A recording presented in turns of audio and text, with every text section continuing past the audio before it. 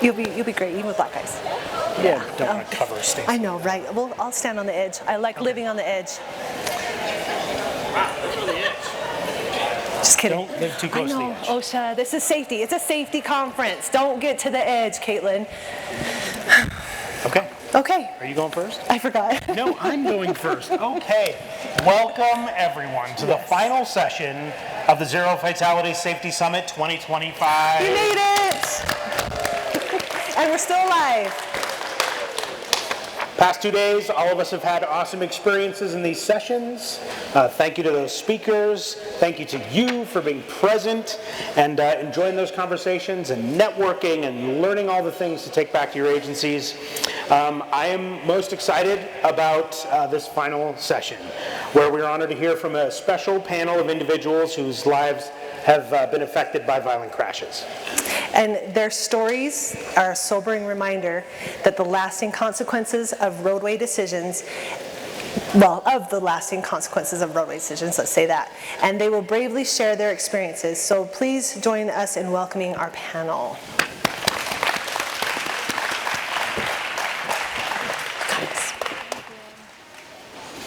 All right, it's such a pleasure to be with you today, especially to be able to work with these incredible women that are sitting next to me. I love my job, and I'm already crying. What I love about it is the people that I'm staring at right now. You guys are awesome. You go out there with a purpose to save lives, and you're doing a great job. And it is an honor and a privilege to work with you. Another part of my job that I love, I shouldn't say love, it's inspiring to me, is people like this. Next to me is Sabrina. I will go through that in just a second. Hold on, I gotta stay on target here. These people have gone through the unthinkable. They have had life-changing events happen in their lives. And they choose to share that message to save others. That is true courage and true bravery. And I thank them for that. So, with that in mind, let me introduce this awesome panel. Next to me, right here, next to my left, is Sabrina Wilhite. Some of you may know her. She was a former member, I hate to say former, member of the Zero Fatalities team, whose life was changed in just November in 2024 when she was hit by a drunk driver. In the middle chair there is Shantae Jackson. Shantae is a crash survivor and the founder of the Sandal Blue, is that right? Sandal Blue Foundation, who advocates for other victims and families. And on our last chair there is Chelsea Laycock, whose son Cody is currently serving time for causing a fatal crash, and who bravely shares his story from prison. I'm going to ask them, this is how this session is going to go, I'm going to ask them some questions, and I am going to turn some time over to you. If you guys have a question, please raise your hand, and Kylie's going to go around and we will ask that at a specific point in this if we have time, all right? So if you do have a question that you'd like to ask, feel free. But I'm going to start with Sabrina. Sabrina, your story is very unique because you've been on both sides. You were out in the community talking about saving lives and practicing good behaviors. And then in November, did I mention she was my assistant? So this is really hard. In November 2024, everything changed when she was hit by a drunk driver. We're going to watch a video that summarizes some of her journey, and then we will ask Sabrina some questions. This morning, family members are calling it a miracle. A woman walking out of the hospital just months after a crash with a suspected drunk driver. When she was at death's door, we weren't sure if she was going to live or not. Sabrina Wilhite and her sister were returning from Arizona last month when a drunk driver came into the opposite direction with his headlights off, colliding with their car. Sabrina suffered severe injuries, breaking both knees, feet, and losing her arm. But after 117 days in multiple hospitals, her family witnessing her walk for the first time since the accident. I had a goal to be able to walk down the halls and walk out of here. So to be able to do that today is just insane.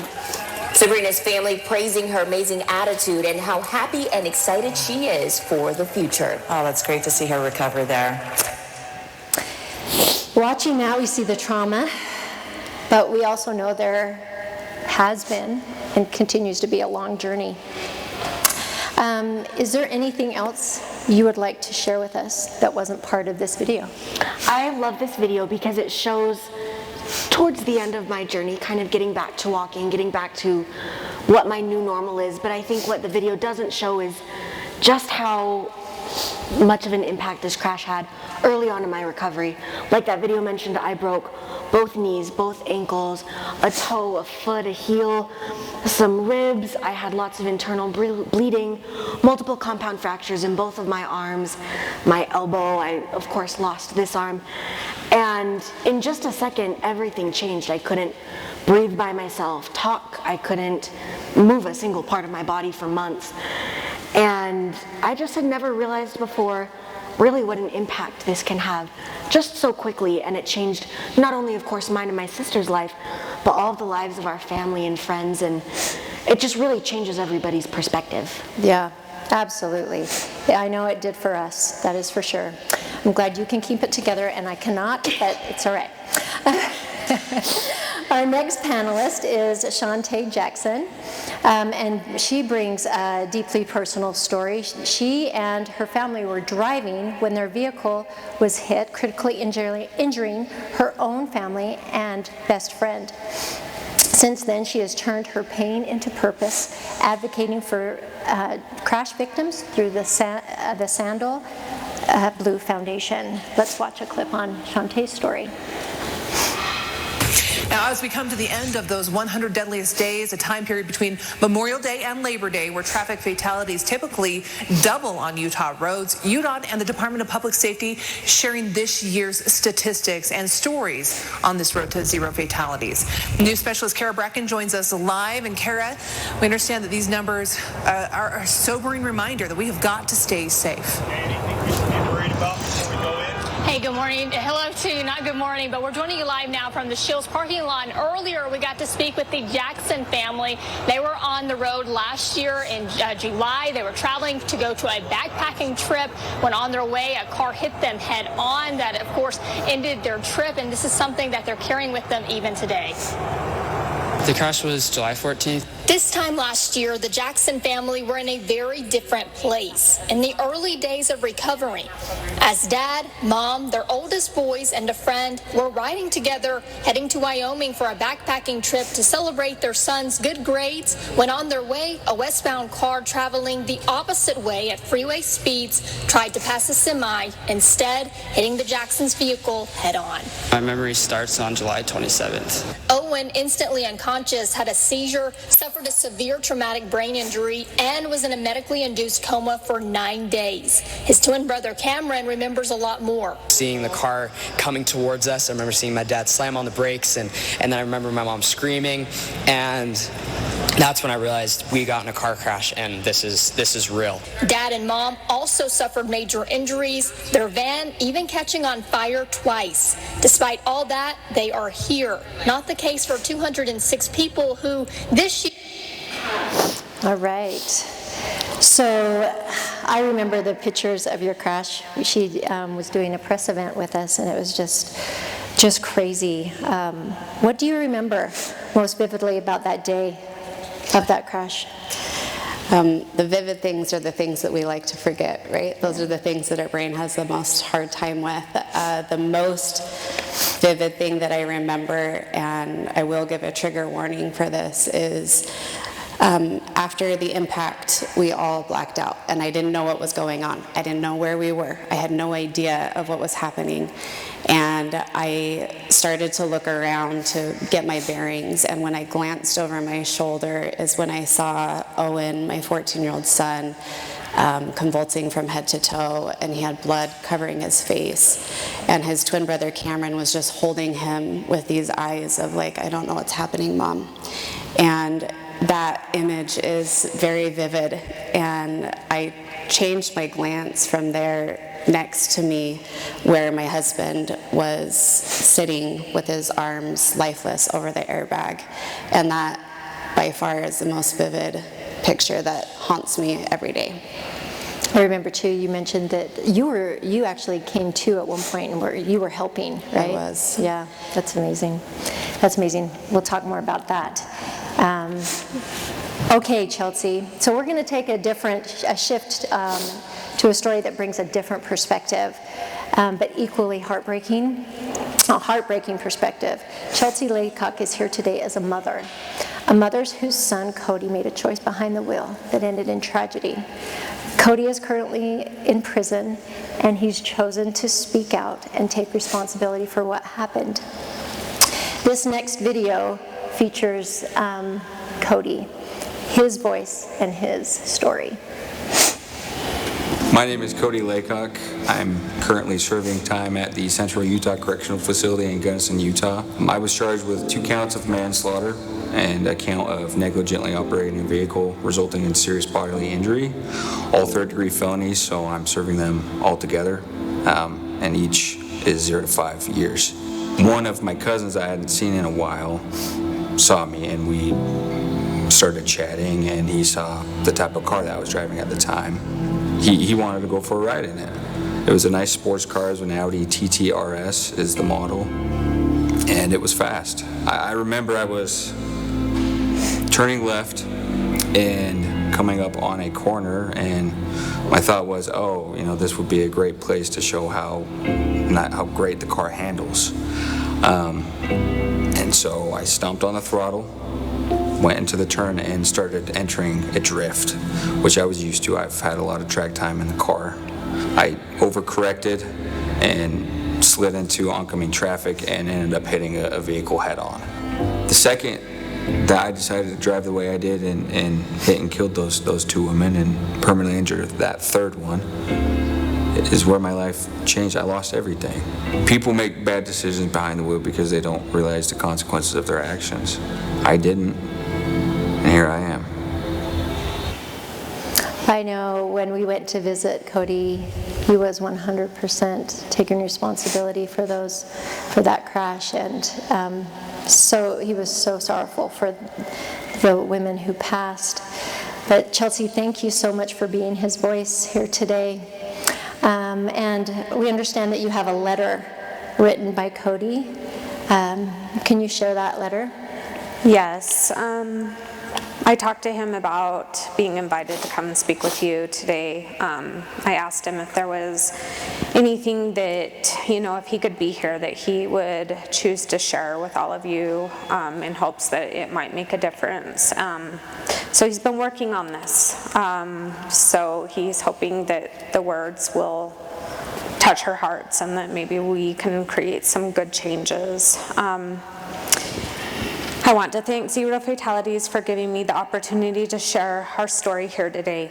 I hope everyone can take something from this meeting. Zero Fatalities is an amazing mission, and it includes all of us. To all first responders, thank you for your continued bravery and sacrifice. It will never go unnoticed. To my victims and their family, as well as all other victims of serious car accidents, I think and pray for you all every day. You are all incredible people and deserve peace. On November 6th, 2021, I single-handedly created an accident. 2 amazing women were taken from this world, and another was permanently injured. I am currently serving 3 0 to 5 terms. The profound reality is this can happen to anyone. Anyone can be on either side of the equation. I come from an amazing family. Growing up, we were In the upper middle class, my father worked full-time while my mom stayed home with the kids and did work on the side. There were no drugs or alcohol present in the household, just a bunch of crazy kids. I had a great childhood. I was involved in sports and had just about anything a kid could ever want. When it came to grades, I did not do super well. I never really applied myself in class. The only thing I did well was just being friends with everyone. I ended up dropping out of high school and getting my GED. I couldn't wait to start my life. I got a job doing inside sales at the same company my father works for.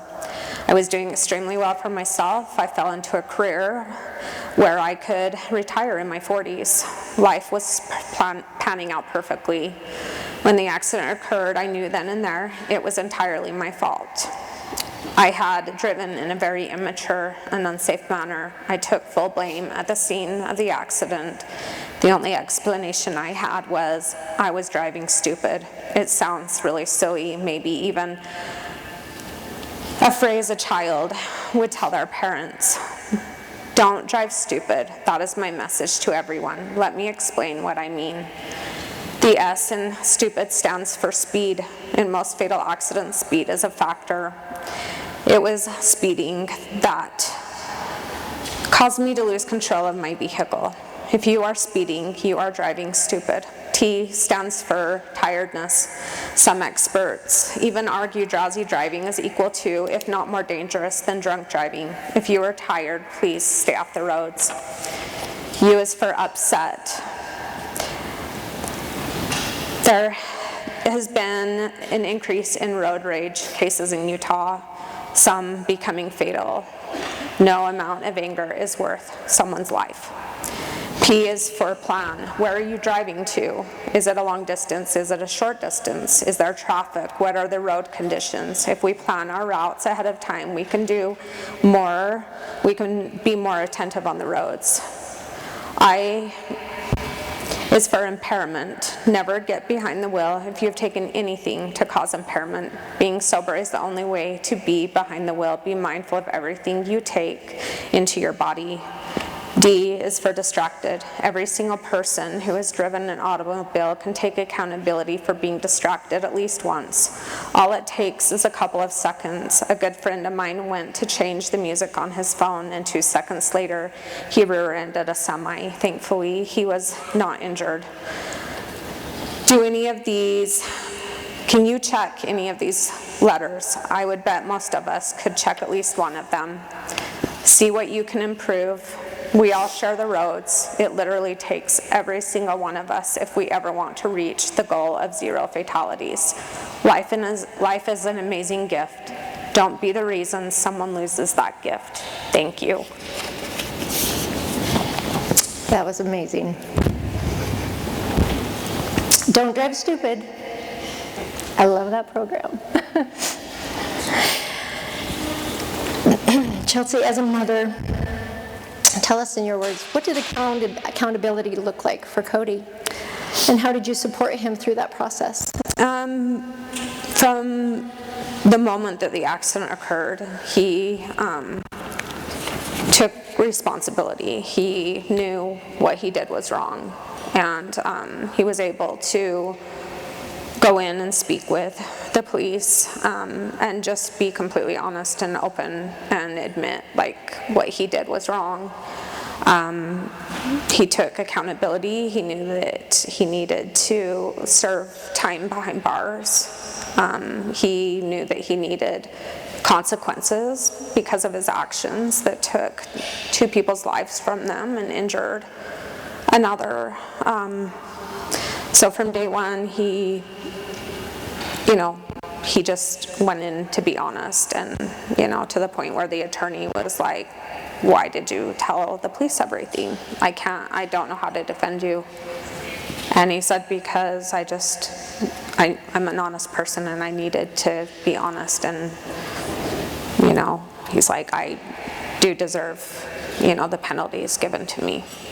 So I was proud of him for doing that and being accountable. Yeah, absolutely. Sabrina, I'm going back to this question because I think it's very interesting. What do you remember most vividly about the day of your crash? It's just like you see in the movies, where a happy family starts out having a great day. My sister and I were planning to come home for my brother's mission farewell, for Thanksgiving, to go on a family vacation. Everything was going right, and we did everything right. We were following the speed limit. We were making sure that we stayed in a hotel overnight so that we didn't drive drowsy, and just all of a sudden this car came out of nowhere, and like I said, it's just like in the movies where everything kind of freezes. Like Shantae's family, you kind of black out for a minute, and then I remember just slowly, I couldn't open my eyes yet, but I could kind of see blood that had, I don't know, gotten on me before, and then slowly I could hear people responding and coming up to us, and I couldn't open my eyes yet, like I said, but I understood what had happened. And then slowly I began to be able to move, and just, the scene was right out of a movie, and it was just this bizarre feeling because you don't ever think it's gonna be you, and everything just changes so quickly. And then of course we were rushed to hospitals through Life Flight, and rushed into the trauma bay, and people poking and prodding you, and I just remember telling the doctor, it's kind of funny, but it's also not. I was in so much pain, and I said, just put me out. And then I was in a coma for 3 weeks, so they did. And then of course, just the road to recovery after that. But it's just like in the movies, just so bizarre. Yeah, the road recovery sounds easy, but it was definitely not. It was such a roller coaster ride. I know many in this audience, we'd keep them updated because they wanted to know. Shantae, you started the Sandal Blue Foundation after the crash. What inspired you? What inspired that work, and what do you hope to accomplish because of that foundation? So the name is weird. I know you have a hard time saying it because it's weird. I know. It's weird on purpose. So we were in the hospital. Majority of us were life flighted, and then we were in our own hospital rooms. And at one point, my husband had both of his legs, he couldn't move his legs, and then he had also broken an arm, so he just had one arm out, and on that arm had his name band where they're identifying him, and then that's where they scan to administer medication and things like that. And he looked down at that name band, and it said trauma, Sandal Blue. It did not say his name. So some of you are familiar with this, but it's what's called a trauma name. So because he was trapped in the vehicle, he needed to get a blood transfusion and medication right there in the vehicle when they got to the scene, and they weren't able to ask him his name. It wasn't an appropriate time to ask him his name and his birth date and what's your insurance, right? Like that's not what you do then. So they have a way to identify just to keep track, and Sandal Blue is what his name was. And so that kind of stuck as something really important to us. And he was in his own hospital room, and he had this thought, we need to help people. We need to help people, and whatever it is that we do to help people, it's going to be called Sandal Blue. And we've tried to look at the timeline. I think it was about the exact same time I was laying in my hospital bed, and I had this thought. I was staring at the wall. Nobody was in the room. I wasn't cleared yet to go see him or our son.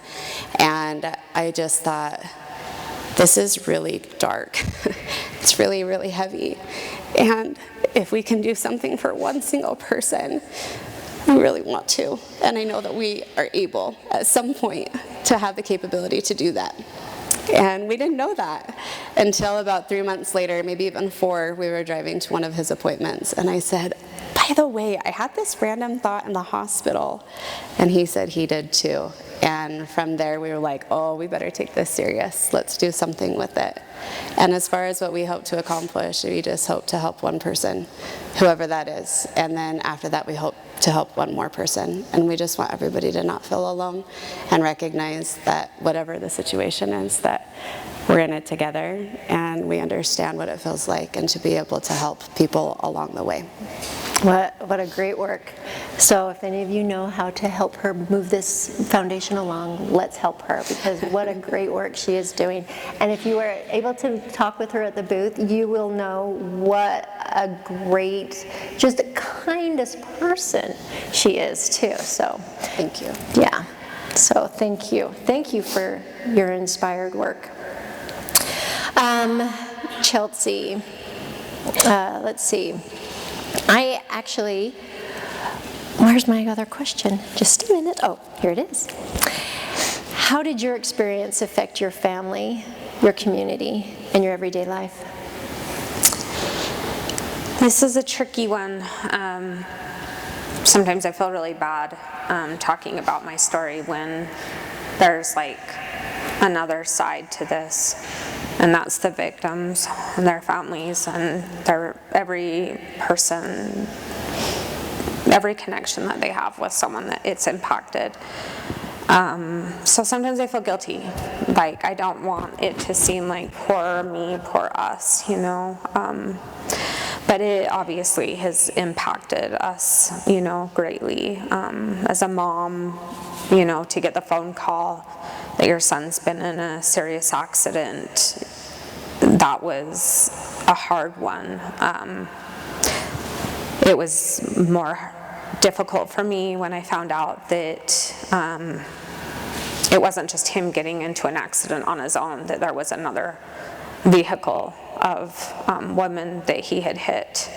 That was kind of that moment of, I realized that our lives were going to change, and I didn't know how that was going to be. I mean, the darkness comes in, for sure, the darkness comes in, and the grief has been pretty intense, you know, not just for me, but obviously, you know, we have 6 children, and each one of those children have had a lot of difficulties during this period of time. It's been the hardest thing I've ever gone through in my entire life. To see my son's life, you know, be kind of, that chapter for him came to an end and a new chapter begins. It's been hard. It's been really hard. It's such a sad perspective to see, you know, that, because you have those feelings, and that needs to be addressed. And you're a victim in your own right, but you love your son, and he's a good kid. He's a good kid who made a bad decision one day, but he takes ownership.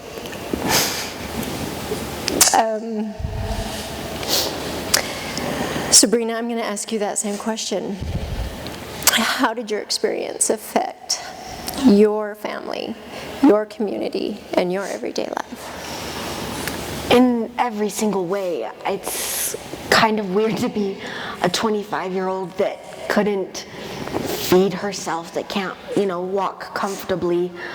It's changed the way that I have to do things, the way that I move. Weirdly, doctors say this arm's not going to grow back, so that sucks. But it's been weird trying to figure out a new way to do everything. Like we talked about, a whole new chapter. And so that's hard for me, but not only to have seen my family go through this, experiencing the potential loss of, you know, their daughters or sisters or granddaughters.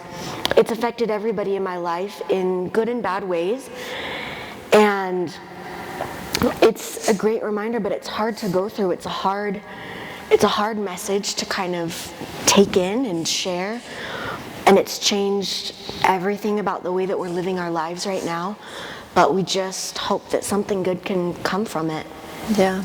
You always have such a positive attitude. Will you share the name? So I call this my nub, and because I'm Sabrina, I call it Sabrinub. And Sabrinub is getting stronger. She's moving a lot more. She's doing great. Yes. But yeah, we have to have fun with it. Yeah. We have to laugh with Yeah. it. And I don't know if you know this, some of you, maybe you have made the connection. This is Brent Wilhite's daughter, who Brent, you know, with Zero Fatalities, has been helped start UDOT and DPS with this program. So, yeah, definitely a crazy ordeal. But you are so positive. Love it.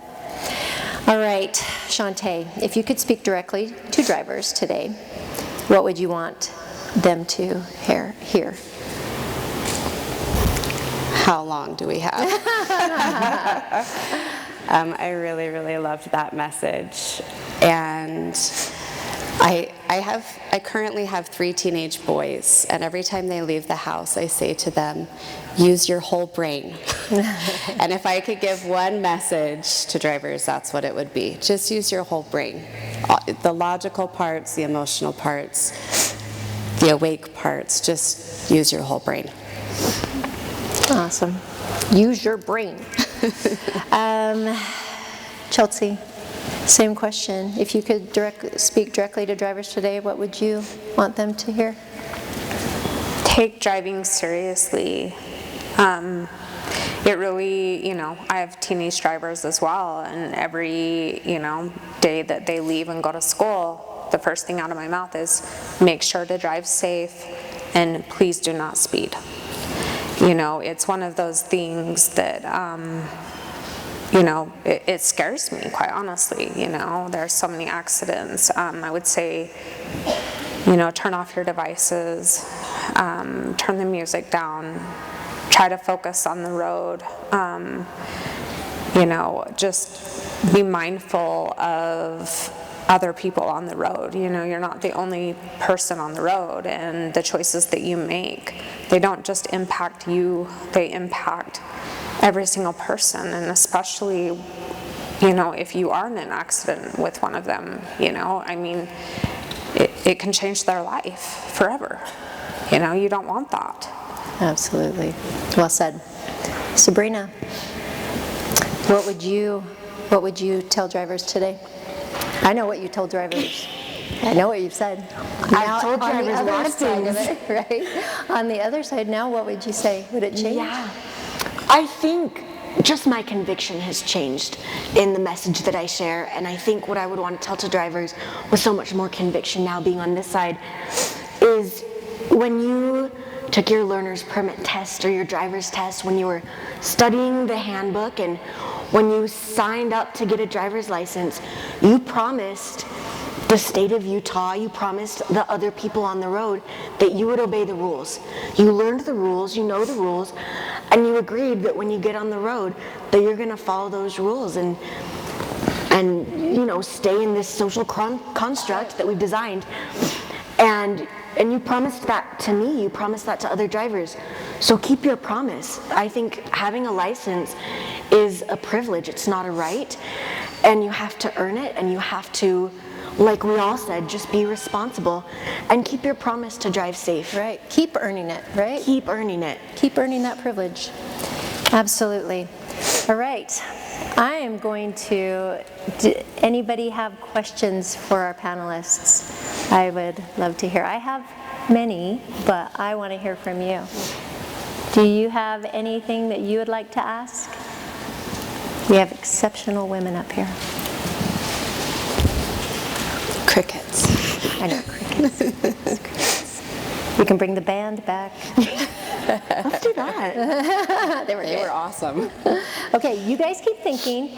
Raise your hand. We have people on watch, and then I'll keep asking questions. How does that sound?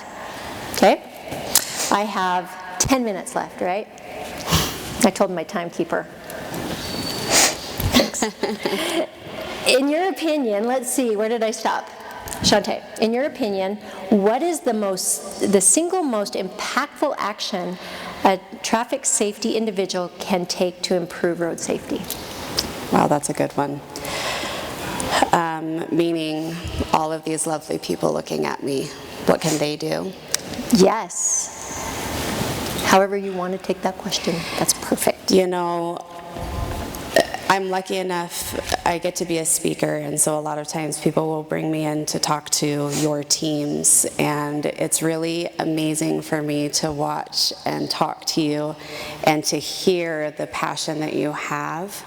And I think the main message that I would share of what's important is to keep that passion alive.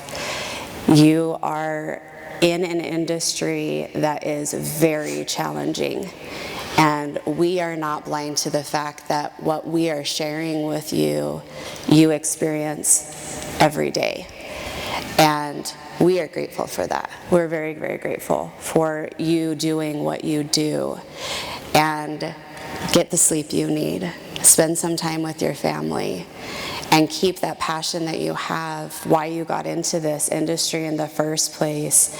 Keep that passion going, keep that light lit, so that when you show up to a scene that has somebody else just like us, that they can feel the love that you have for what you do, and they can feel cared for, not just physically, but just that you're ready to scoop them up and to care for them in a way that means something personal to you, and that you're able to use that passion and that light and share it with people like us, because we feel it when we are the ones on the receiving end.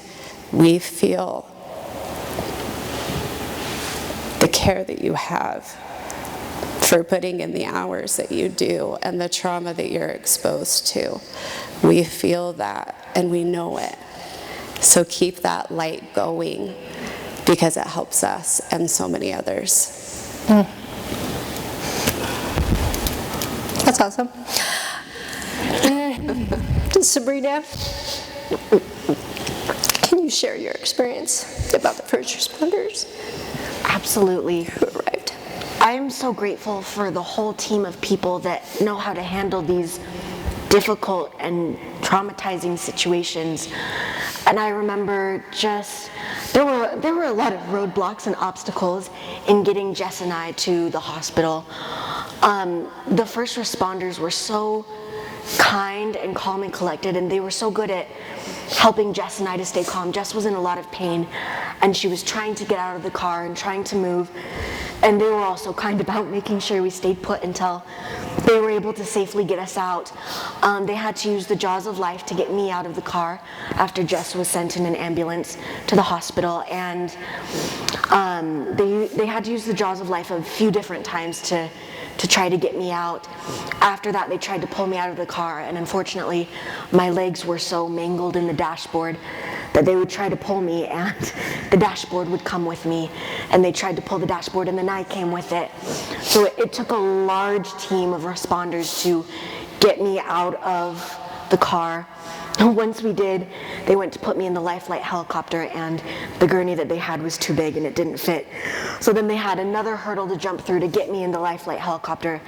And the whole time, luckily I was able to stay calm enough despite being in pain, but they not only were helping me to, get to a safe place, but they did it in a way that was just so kind and calm, and they were just so focused, and they were good at their job, and in the fact that they were helping us save our lives, but also to just keep us calm and helped us to feel safe as well.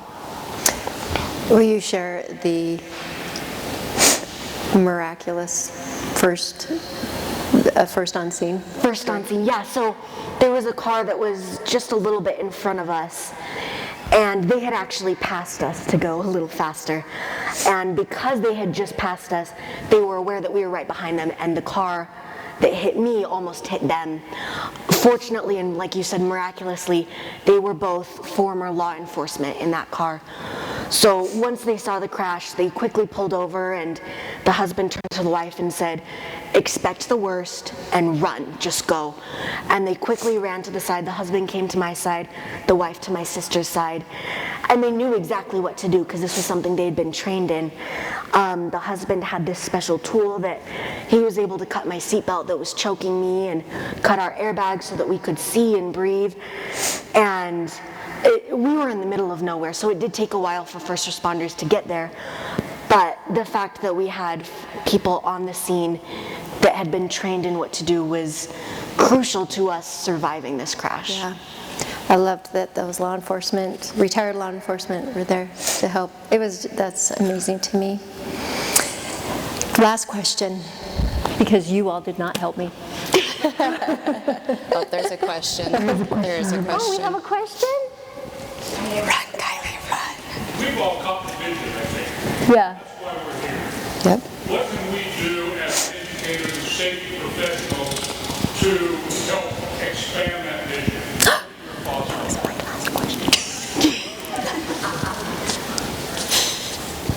That's all right. I guess So what, you want me to? Do you want me to say Yeah, that say again? that again. We're here as safety professionals, as educators. I believe that we're here because we've caught that vision of zero fatalities, of safety on the roads. What can we do as educators, safety professionals, to better help other people catch that vision? Go ahead. Who wants to take that one?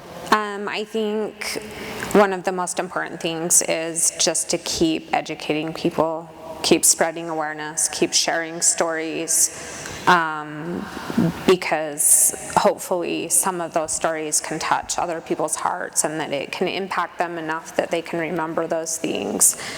But obviously, driver's ed courses, schools, colleges, just to spread as much awareness as we can. And obviously people's stories tend to kind of stick with you more than just, hey, I want you to drive safe because, I want you to drive safe because this can impact someone that you love. Can I add? Yeah.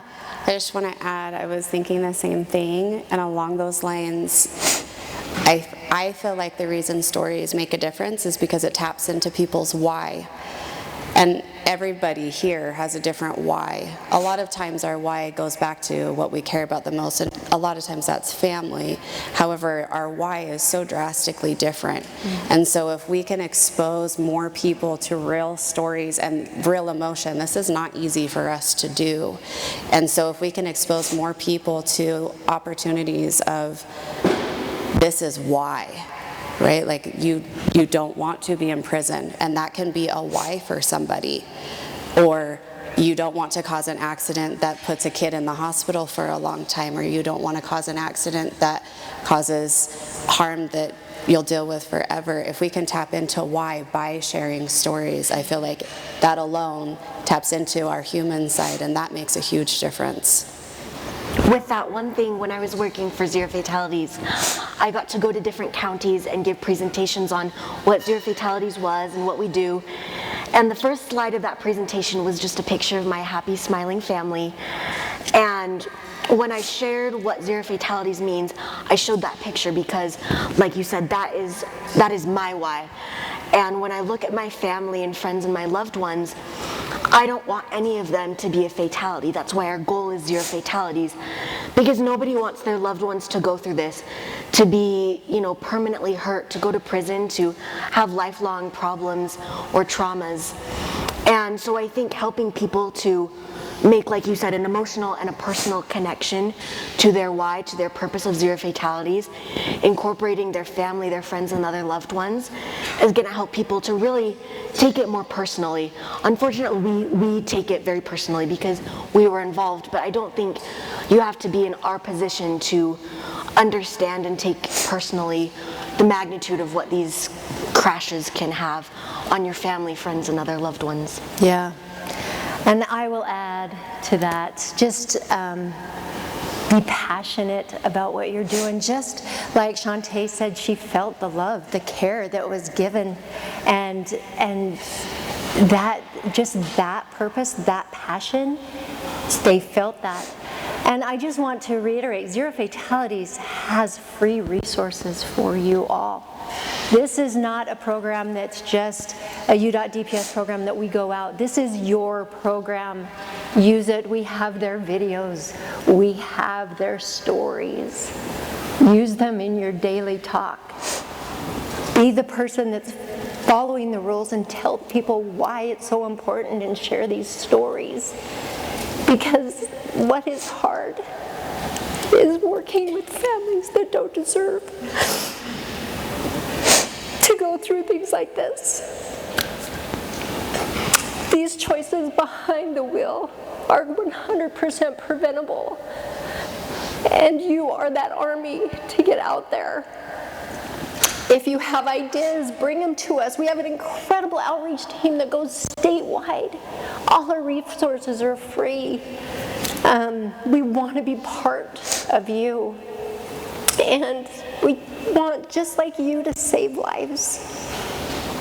And so with that, thank you for coming. Can we give them a round of applause for their bravery and just their help?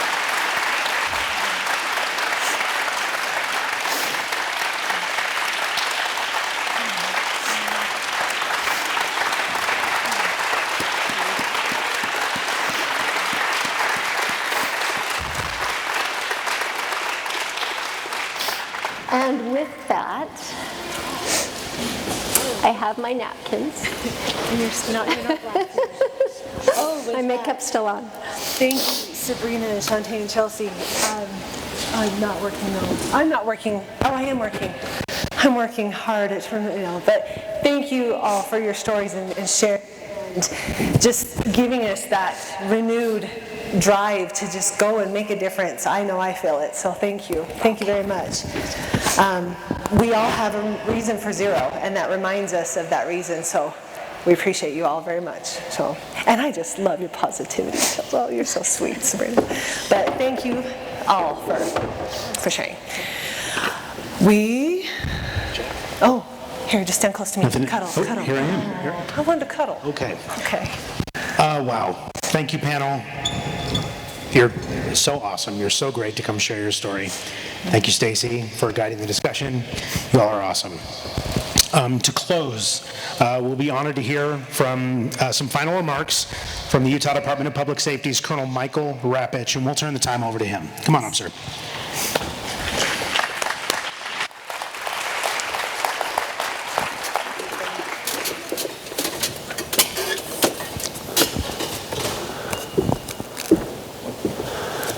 Good afternoon, and thank you for your attendance and participation at this year's Zero Fatality Summit.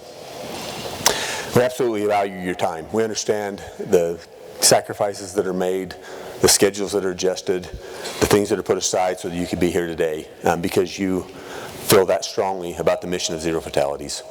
Hopefully, the last couple of days have inspired and energized and shared each of our goal of Zero Fatalities. I want to very much thank Sabrina and Shantae and Chelsea.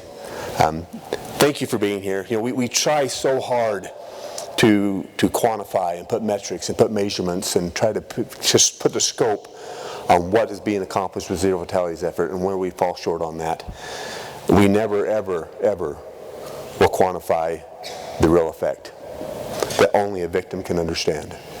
Quantify the moments, the frustrations, the realizations, the road to recovery, the loss, the frustration that comes with the impact of those. As much as we try to do the things we're trying to do, we will never ever get to the point of what the point really is. Thanks for making us remember the why, the point, and the purpose behind what we're trying to do. This is the purpose for what we're doing. It's not the metrics, it's not the statistics, it's not the numbers. It's the impact of victims, and more importantly, those that aren't victim because of their efforts. Thank you for your courage and willingness to share your stories and everything that you've been through, the journey you've had, the trials you've had, and the outcomes and successes. And thank you for being a champion of Zero Fatalities. The last 2 days have been filled with powerful data and metrics and numbers and all kinds of different experiences, but most importantly, real life efforts and things that are happening every single day. Thank you to the many experts in the room with the knowledge you've shared as we try to change for the better and challenge each other to think differently and more effectively. Now is where the impact of the summit really begins, as we turn our insights and information into actions in the coming weeks as we approach our 100 Deadliest Days, the most challenging time of the year. Zero Fatalities is a shared vision. It takes us all to make a change. Collectively, we will continue to move the needle. Our UDOT engineers continue to build better and safer roads. We work with our elected officials to lead the nation in effective change and legislation. Some examples are .05, road rage, extreme speed, extreme DUI, and the list goes on and on and on. The champions in this room have been involved in making sure we have legislation that gets us where we try to be. Law enforcement, community organizations, nonprofit organizations, the media, so many others and are making real changes in our communities. Each of us support one another in each of our disciplines in so many ways. No one is a bystander in this room. Every one of us are on the front line of this fight. Zero fatalities is a reality. Collectively, it's a reality in a single day, a single weekend, a single location or a single road or a single event where we bring our collective efforts together to make zero fatalities a reality, and we do so many different ways. We just need to do so more frequently. Because of the combined efforts of this room, Utah drivers make better decisions and take ownership in roadway safety. Communities have safer roads. Horrible crashes don't happen, and tragedies aren't experienced, and lives are saved every day because of what each and every one of you do. It's just hard to quantify. We just need to do more. The summit has united experts from all areas of traffic safety, fostering vital connections. Hopefully, this has turned into partnerships being formed, relationships having been built, strengths having been leveraged, and all with the goal of achieving roadway safety. As we conclude the Zero Fatality Summit, the work has just begun. Each of us needs to take these conversations back to our communities, our areas of influence, share stories, share experiences from the summit, share information, and find ways to turn what we've learned and what we've discussed and what we've heard into action. Each of us has to continue to be the champion for the road towards zero. I've been a police officer for 33 years now. Have had the incredible opportunity to be a part of this effort for most of my life now. It's hard to say that. I was asked to see, okay, what kind of a single experience could you share to really put a punctuation on this effort? And there have been so many. I can literally think back to every single fatal crash that I've investigated and remember the names of those that are involved. There's nothing else that I could do that with. They're that significant. I've been there in on the opportunities when you've had to respond to tragedies, to be there to see how violent and horrible these things are when they actually happen. I've been there when notifications had to be made and try to make families understand what has just happened to their families, to understand the pain that they're going through, you understand the confusion and the horror that's going through. I've worked with policymakers and other organizations and partners and other agencies as we've tried to strengthen policy, identify funding, identify strategies, and find ways to be able to continue to move towards this effort. This effort, the road towards zero fatalities, roadway safety, is hard. It's complicated. We see successes and we see failures. We'll have one weekend where we feel like we've done everything right and we've seen zero fatalities and we need to be able to replicate it, and the very next weekend we'll see one of the worst weekends we've ever seen in the last 10 years. And it's a roller coaster that never changes, but we're making a difference. Our roads are safer today than they were 15 years ago, and you can look at that at every metric. That doesn't mean anything to those that experienced that horrible incident that day. Every single day matters. Every single effort matters. Every single experience matters. We need to continue to make sure we do that. As we conclude, never forget, we all have our reason and passion for zero. It may be our children, it may be our families, it may be our friends, it may be efforts that we're involved with, it may be experiences we bring to this effort. Whatever your reason, I hope it continues to fuel your passion. Hopefully we continue to find the energy to do really hard things, to move efforts in this in whatever perspective we have. Thank you for all that you've been here. We very much appreciate your attentions. We appreciate all of the efforts you do in all of the different places we do that. In whatever discipline, whatever community, whatever organization, thank you for continuing to be part of this effort. And please make sure you stay safe. Thank you.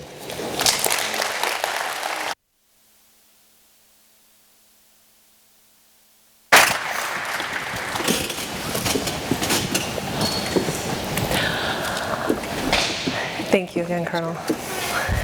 Thank you.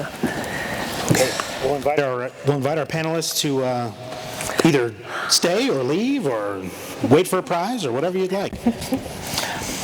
Thank you, Colonel Rapich, for your remarks. What a good thank you, Colonel Rapich. I did write him some really great talking points, but he's way better at this than I am. So thank you, Colonel, for your messages and thoughtful evaluation of how this has gone. You are always an inspiration to making sure that we all are still committed to the mission. So thank you. Okay. Okay. Now the moment that we've all been waiting for. 1, we're almost done, and 2, we've got more prizes to do. Sound, can we get a little game show music? And we have our spinning wheel as well. It's on there. You got it? I do, we do. All So right. now you can see the names that we try and pronounce. All right, let's get out of here. Spin the wheel. It's moving, it's moving. Now you guys get to see the confetti name. Sherry Roddy. Yes, there we go. Sherry. Where's she at? Where's she at? Okay, spin the wheel. Come on up. pick a Winner. prize. Come pick a prize, any of these prizes. Anyone? Andrea Garfinkel Castro. Andrea, come on down. Must be present to win. We didn't load it with just girls' names now. Women. Yeah, remember I said we needed some ladies. That's great. We didn't jinx it.